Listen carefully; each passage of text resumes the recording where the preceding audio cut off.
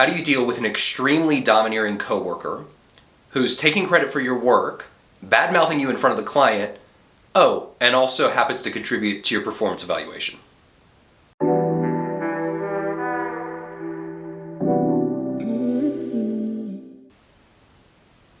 Today we have another consulting Q&A. It really is a difficult and fascinating situation. This is from the consulting subreddit. The poster's name is Sharp Art. I'm going to call him Sharp. And it has to do with his coworker, Natalie. Now, Natalie is one step up from Sharp in the organization. They each lead a work stream under the same project. But Natalie's got some sharp elbows, no pun intended.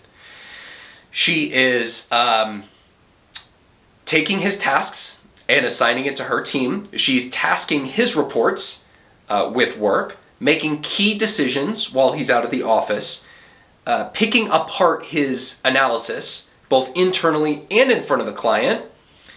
This is a messy situation. They each report to a relatively new supervisor named Paul. Sharp says that Paul is in over his head and turning to Natalie for help. And so he hasn't been incentivized to critique her on her behavior because she's his lifeline. And the partner over the whole shebang is on paternity leave and split across a bunch of projects. So that person has been unable to help. So really tough question, Sharp. Thank you for sharing. Let me hit on a couple of things that I don't think I'm going to have a definitive answer, but I might have an approach and some suggestions.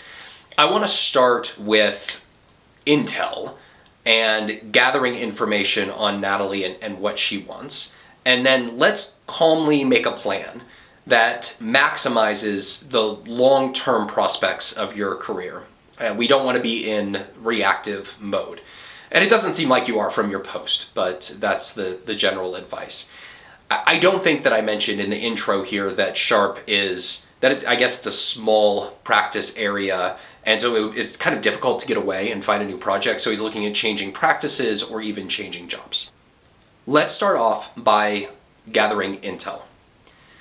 I don't know if you've done this, it wasn't in your post, but have we sat down with Natalie and found out about her situation and her aspirations, and that way we can maybe in our plan, think about how we align incentives. So maybe she is up for promotion next time around, but in order to earn that promotion, she needs to show overall project leadership, multi-work stream delivery, and that's why she's being so handsy with your remit. I don't know. Even if she doesn't have an explicit incentive like that, maybe you can learn a little bit more about what makes her tick and be able to navigate the situation a little bit better. If I were in your shoes, the idea of sitting down for coffee with this person and calmly talking things through would be very unpleasant, but I think that it's something that you need to do, right? It's like Sun Tzu, Art of War, wasn't it that, the greatest key to victory is to understand your enemy, right? So it's that sort of thing. Step 2, let's calmly make a plan. And I want to point out something, which is that changing practices, and especially changing jobs, is going to be highly disruptive to your long-term career. I know you said that finding another project is a long lead time endeavor, but it's got to be easier to find another project inside your practice than to change practices or change jobs. And at this point, performance reviews are over, you've gotten the results, so you really do have some time to pivot here. I don't think you need to overreact. That's what I would encourage you. So let's sit down and, knowing what we know now about Natalie, let's think of a plan for how we're going to manage this. Setting boundaries has not really worked, and thus far, Paul has not been helpful.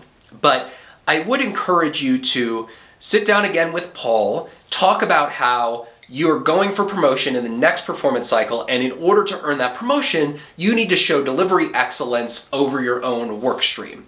And Natalie's behavior is getting in the way of that. And so you're really asking him for help earning that promotion, and then now you're collaborators on dealing with Natalie's behavior. Best case scenario, he's able to exert some control over the situation and some of these behaviors are mitigated. Worst case scenario, when you have to tell the story of this project in a future performance review, you'll have Paul there saying, yes, Sharp was able to do the job, but here were these factors that we were dealing with, so we need to give him some credit anyway. The other thing that maybe you haven't thought of and might be a little irksome is there a way for you to align incentives with Natalie that gives her a leadership position, but still gives you the experience that you need in order to earn that promotion? I know that's not fair, but she's more senior. You said it in your post that she's brilliant. She clearly, for one reason or another, maybe for some twisted reason, is driven to make sure that the whole thing, the whole project, is a success, and she's a level above you, right? So maybe what you could do is say, hey, Natalie, this informal situation where you're reaching into my work stream and our tasks we're stepping on each other's toes, basically, right? You tell her we're stepping on each other's toes. Can you formalize it so that she's in charge, but you're able to do your own thing and you have a formal cadence where every week or twice a week you're sitting down and you're aligning work in a situation that it gives her the power, and that's yucky, right? That feels uncomfortable, but it sounds like it might be a better outcome than the one you're in now. So a couple of ideas, a little bit of an approach. I didn't expect, based on the post, to have a straightforward answer for you because this is such a tricky situation, but feel free to respond to this video or comment in Reddit, and we can have a back and forth. And I truly wish you the best of luck navigating this tough situation.